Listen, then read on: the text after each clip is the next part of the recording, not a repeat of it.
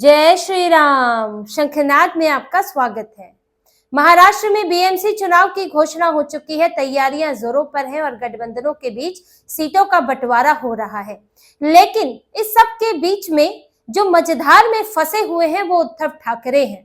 हम सभी दलों को देखेंगे तो उनमें सबका अपना एक गठबंधन चल रहा है, जिनका बीएमसी चुनाव में स्टेक है, जिनकी सीटें आती रही हैं, चाहे महायुति में है, एनसीपी गठबंधन में नहीं है क्योंकि उसका बहुत ज्यादा स्टेक रहा भी नहीं है, उस तरह से प्रदर्शन रहा ही नहीं है। राज ठाकरे भी कुछ अलग कर रहे हैं, उद्धव ठाकरे के साथ आ रहे हैं, लेकिन उद्धव ठाकरे जो प्लानिंग लेकर चल रहे थे उनके प्लानिंग धराशायी हो गई है और उनकी प्यारी कांग्रेस, उनके प्यारे राहुल गांधी जिनके चरणों में वो पड़े रहते थे, उन्होंने उद्धव ठाकरे को फंसा दिया है, बुरी तरह फंसा दिया है। पहले कांग्रेस की ही प्लानिंग के तहत शरद पवार के साथ मिलकर उद्धव ठाकरे को बीजेपी से अलग कराया, हिंदुत्ववादी पार्टियों को तोड़ दिया। इनका मकसद ही वही था, हिंदुओं को कमजोर करना, हिंदुत्व को कमजोर करना, और यहाँ पर दोनों मिलकर बेहतरीन प्रदर्शन कर रहे थे, उन्हें तोड़ना। उन्हें तोड़ दिया, अलग कर दिया, और अब कांग्रेस ने यहाँ बीएमसी में उद्धव ठाकरे को अकेला छोड़ दिया। कांग्रेस अपनी राजनीति कर रही है, कांग्रेस की यूज एंड थ्रो की राजनीति है। जब तक उद्धव ठाकरे का लगता था कि इस्तेमाल है तब तक इस्तेमाल किया, लेकिन विधानसभा चुनाव में जो हाल हुआ, कांग्रेस को भी पता चल गया कि उद्धव ठाकरे ना अपनी पार्टी के काम किए ना हमारे काम किए हैं। इसीलिए कांग्रेस अब अपनी चाल चल रही है और अपनी राजनीति में उसने अकेले चुनाव लड़ने का फैसला किया है। क्योंकि कांग्रेस के नजरिए से हम देखें तो कांग्रेस यहाँ पर बीएमसी में दूसरे नंबर की पार्टी रहा करती थी। पहले शिवसेना और उसके बाद कांग्रेस रहा करती थी, उसके बाद बीजेपी धीरे धीरे आगे बढ़ी। और अगर हम उससे पिछला चुनाव देखें, उसमें बीजेपी ने बहुत ज्यादा बढ़ोतरी की और वो दूसरे नंबर पर आई 82 सीटों पर, और शिवसेना आई 84 सीटों पर। बीजेपी की 51 सीटें बड़ी पार्टी बनी थी उद्धव ठाकरे की पार्टी, और कांग्रेस मात्र 31 सीटों पर रह गई, जबकि पहले 52 सीटें कांग्रेस के पास थी। उससे पिछले चुनाव में एनसीपी के पास 9 सीटें थी, 4 सीटें कम ही हो गई थी पिछले चुनाव में, और मनसे के पास 7 सीटें रह गई, पहले 28 सीटें थी, और एआईएमआईएम को 2 सीटें मिली थी। तो अगर हम देखें तो टक्कर किसके बीच थी? शिवसेना, बीजेपी और कांग्रेस के बीच में। अब कांग्रेस को यही लगता है कि अगर हम अकेले लड़के, मैं पिछली बार भी कांग्रेस जो है 31 सीटें ले आई, उससे पहले ज्यादा लाया करती थी, और इस वक्त शिवसेना टूटी फूटी है, बीजेपी और शिवसेना भी साथ नहीं है, एक आधी शिवसेना के साथ बीजेपी है। तो ऐसे में कांग्रेस को अकेले लड़ना चाहिए। अगर वो किसी तरह दूसरे नंबर की पार्टी भी बन जाती है, अगर बीजेपी, शिंदे की पार्टी नंबर 1 इनका बन आते हैं, सबसे ज्यादा सीटें आती हैं, और कांग्रेस अगर दूसरे नंबर की पार्टी भी बनती है, तो उसके कार्यकर्ताओं के लिए एक उत्साह की बात होगी। वो सबको पछाड़ देंगे, उद्धव को भी पछाड़ देंगे, मनसे को तो पछाड़ ही देंगे।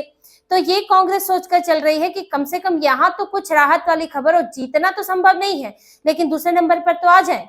दूसरा, कांग्रेस की चिंता मुस्लिम वोट है। कांग्रेस नहीं चाहती कि मुस्लिम वोट बटे, क्योंकि कांग्रेस का देखिए मुंबई का मुस्लिम वोट अलग तरह का है। मुस्लिम वोट वहां पर मराठवाड़ा के जो गन्ना किसानों का इलाका है, वहां के मुसलमानों से अलग स्थिति है। उन इलाकों में हो सकता है कि एनसीपी को मुसलमानों का वोट पड़ जाए, शरद पवार को पड़ जाए वोट। मराठवाड़ा का इलाका है जहां पर इनकी पार्टी ज्यादा एक्टिव है एनसीपी की, लेकिन मुंबई में कांग्रेस को वोट पड़ता है।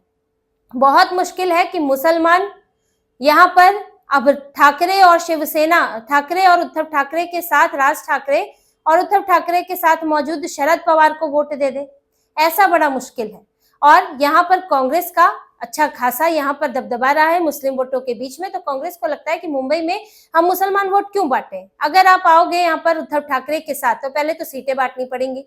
कुल 227 सीटें हैं, और आपको यहाँ पर अगर राज ठाकरे भी है, उद्धव भी है, उद्धव तक तो फिर भी इनको ठीक लगता था, लेकिन अब राज ठाकरे भी है, तो आपके पास सीटें कितनी आएंगी? 100 सीटें भी लड़ने को नहीं मिलेंगी आपको। यहाँ से शरद पवार भी है, तो जब लड़ोगे ही कम पर तो जीतोगे क्या?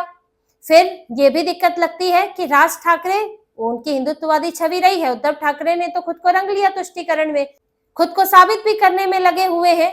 चाहे वो हिंदू त्योहार का विरोध करना हो, चाहे वक्फ संशोधन बिल का विरोध करना हो, तो पूरा तुष्टीकरण कर रहे हैं। लेकिन अभी तक राज ठाकरे ने खुलकर ऐसा नहीं किया है। तो इसीलिए राज ठाकरे को लेकर जो मुसलमानों के बीच में छवि है, उससे कांग्रेस को नुकसान हो सकता है। इसीलिए कांग्रेस, यहाँ पर कांग्रेस को पता है कि हिंदुत्ववादी वोट उसे बहुत ज्यादा नहीं मिलेगा, जो अपना कैडर है, अपने जो समर्थक है वो मिलेंगे, लेकिन मुसलमानों का वोट मिल सकता है, उन वार्ड्स में मिल सकता है जहां पर मुस्लिम बहुल है। तो इसलिए कांग्रेस अलग लड़ रही है और उससे उद्धव ठाकरे की जरूरत नहीं रही है। और ये उद्धव ठाकरे के लिए एक बड़ा झटका है, क्योंकि उद्धव ठाकरे एक ऐसी पार्टी के साथ गठबंधन में थे, बीजेपी के साथ थे, जो सत्ता में थी। आदित्य ठाकरे को उप मुख्यमंत्री बनाने की बात तक हो रही थी। भले ही आपकी सीटें कम थी, लेकिन आप सत्ता में मौजूद थे।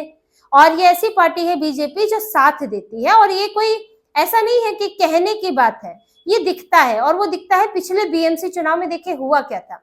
2017 के बीएमसी चुनाव में बीजेपी और शिवसेना ने साथ अलग अलग चुनाव लड़ा था। बीजेपी 82, शिवसेना आई 84 पर। अब मेयर बनाने के लिए किसी के पास बहुमत नहीं था, बहुमत 114 का होना चाहिए, लेकिन बीजेपी ने शिवसेना को बिना शर्त के समर्थन दिया था 2017 में, जबकि 2014 में भी साथ नहीं लड़े थे। और उद्धव ठाकरे ने बाद में बाहर से समर्थन दिया था, जब उन्हें लगा कि अब तो सत्ता से बाहर ही है, बैठ के करेंगे क्या, है तो दोनों एक ही विचार वाली पार्टियां, तो बाहर से समर्थन दे दिया। बीजेपी ने अल्पमत की सरकार चलाई थी, शरद पवार भी समर्थन देकर बैठे थे। तो 2017 में इसके बावजूद भी बीजेपी ने यहाँ पर बिना शर्त समर्थन दिया उद्धव ठाकरे को, जबकि दूसरों से समर्थन मिलना मुश्किल था। बीजेपी भी समर्थन जुटा सकती थी, लेकिन उद्धव ठाकरे को दिया, मेयर बनवाया और डिप्टी मेयर पद की मांग भी नहीं की। तो यहाँ पर ये पार्टी ऐसी पार्टियों में आती है जो कई बार अपना नुकसान भी झेलती है, लेकिन गठबंधन सहयोगियों के लिए एक सम्मानजनक स्थिति छोड़ती है। ऐसा कई जगह देखा गया है बीजेपी को लेकर। कांग्रेस के साथ यूज एंड थ्रो का मामला देखा गया है, और उद्धव ठाकरे के साथ यही किया। जब तक लगता था इस्तेमाल में आ सकते हैं, किया, अब इनको छोड़ दिया, अपने हाल पे रहो, जो करना है करो। और उद्धव ठाकरे ने सोचा था कि अब जो कांग्रेस का हाल है उससे तो मैं कांग्रेस को दबाव में ले आऊंगा। इसीलिए जब कांग्रेस बिहार चुनाव हारी तो इनके कुछ नेता बड़बोले हो गए, संजय राउत भी उनमें है। कांग्रेस को लेकर राहुल गांधी पर ही सवाल उठाने लगे। कांग्रेस को घमंड है राष्ट्रीय पार्टी होने का, इनके तेवर हैं, ये अपने तेवर दिखाते रहते हैं। ये सारी बातें इन लोगों ने बोली, ताकि इन्हें लगा कि गठबंधन तो कर ही लेगी, तो हम सीटों पर इनसे जो है मोल भाव कर सकेंगे। दबाव में होगी तो हमें सीटें ज्यादा दे देगी, राज ठाकरे के साथ भी आने से मना नहीं करेगी। लेकिन कांग्रेस ने भी अब अपना अलग कदम उठा ही लिया और सोचा कि अब खोने को क्या है, इतनी जगह हार रहे हैं, तो यहाँ पर अगर कुछ बेहतर भी हो जाएगा तो अच्छा है, नहीं होगा तो भी ऐसा ही स्थिति है। अभी तो हार ही झेल रही है कांग्रेस। तो कांग्रेस ने भी गठबंधन से अलग होने का फैसला कर लिया। अब उद्धव ठाकरे फंस चुके हैं। उनके पास ना तो मुसलमानों का वोट बचा है, क्योंकि शरद पवार को मिलना बड़ा मुश्किल है। शरद पवार के जरिए उद्धव ठाकरे को नहीं मिलने वाला है वोट।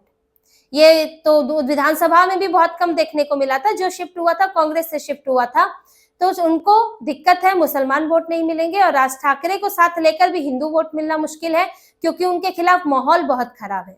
दूसरी बात, उनकी पार्टी भी खाली होती जा रही है। अभी तेजस्वी गोसालकर जैसी नेता चली गई, उससे पहले भी इनकी पार्टी के नेता गए थे, कॉर्पोरेटर से उठ के चले गए थे मुंबई के उम्मीदवार। आप पुराने कॉर्पोरेटर जिनकी अच्छी छवि है, आप उनको फिर से उम्मीदवार बनाते हैं, नहीं तो आपको नया उम्मीदवार ढूंढना पड़ता है। संगठन कमजोर हो रहा है इनका, तो इनके पास तो कोई ऐसी स्थिति नहीं है। इनकी पार्टी भी टूट चुकी है। देखिए हिंदुत्व के यहाँ पर अब जो वोट है, अगर हम तुष्टीकरण के वोट, मुसलमानों के वोट की बात करें, तो ये कि मराठी मानुष के आधार पर वोट लेते हैं, हिंदुत्व का वोट होता है।